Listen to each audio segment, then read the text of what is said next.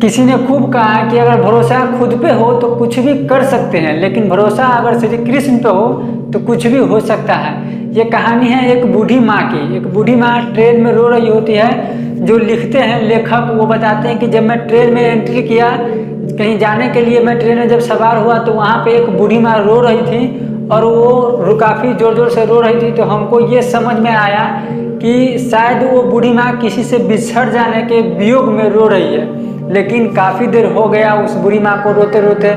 तो वो लेखक बताते हैं कि मैं उस पर चिंतन थोड़ा किया तो जाकर के उनसे मिले, और वहाँ पे काफ़ी लोग को देख रहे थे, भीड़ लगा हुआ था। उनसे पूछ रहे थे कि हे माता आप रो क्यों रही हो, आप बताओ तो सही। लेखक भी उनसे पूछते हैं कि माता आप रो क्यों रही हो, हमें बताओ तो सही, लेकिन वो किसी को नहीं बताते हैं। तो फिर क्या करते हैं, लेखक उनके बगल में ही बैठ जाते हैं और उनसे पूछने लगते हैं। लगातार 20 मिनट तक उनसे पूछते रह जाते हैं कि हे माँ आप बताओ तो सही, आप रो क्यों रही हो।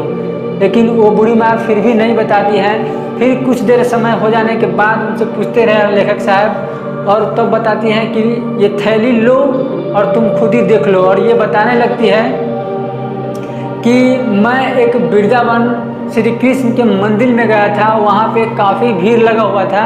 वो बूढ़ी माँ बताती है कि मैं नंबर में लगा हुआ था अपने श्री कृष्ण को पूजने के लिए। जब मेरा बारी आया तो वहाँ पे मैंने 200 रुपया दिया और 4 पेड़ा वहाँ पे चढ़ाया। तो मैं और उनसे बहुत प्रार्थना की, उनको मैं प्रणाम किया और पुजारी के द्वारा मुझे 1 पेड़ा वापस दिया गया।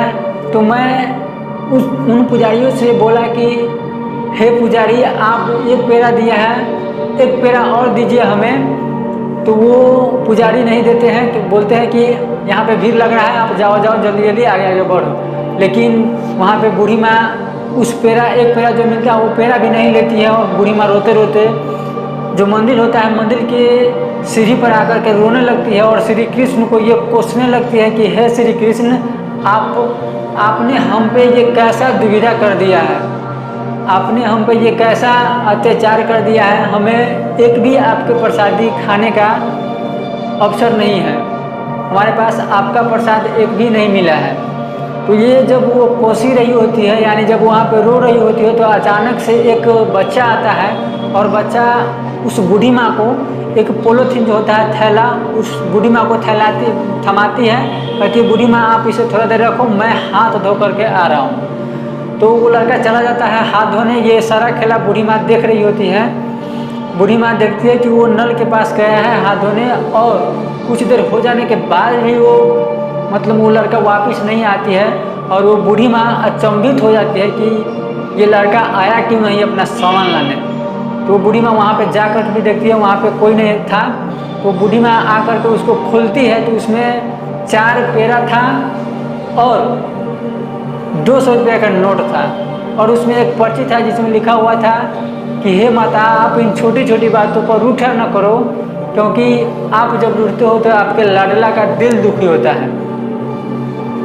उस पेड़ा में उस पर्ची में लिखा हुआ था। तो वो बूढ़ी माँ बताती है कि मैं उस पर्ची को पढ़ने के बाद रो रो कर बहुत अपने आंसुओं को बहुत भिगोया है, मैंने अपने आँखों को बहुत भिगोया है। वो बताती है बूढ़ी माँ कि मैं उन श्री कृष्ण को कोस रहा था, लेकिन अगर उनका कृपा हो किसी पे तो वो आपका सारथी जरूर बन जाते हैं।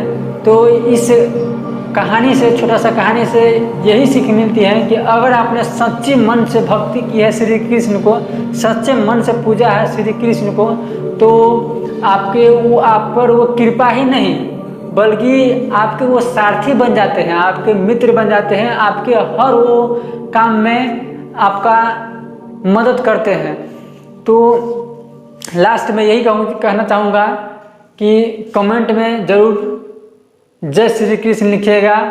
बाकी अगर आप चाहते हैं कि और भी ऐसा कहानी सुने तो मेरे चैनल को सब्सक्राइब करके बेल आइकन को ऑल पर सेट कर लीजिएगा, और मिलते हैं किसी और नेक्स्ट वीडियो में। जय हिंद, राधे राधे।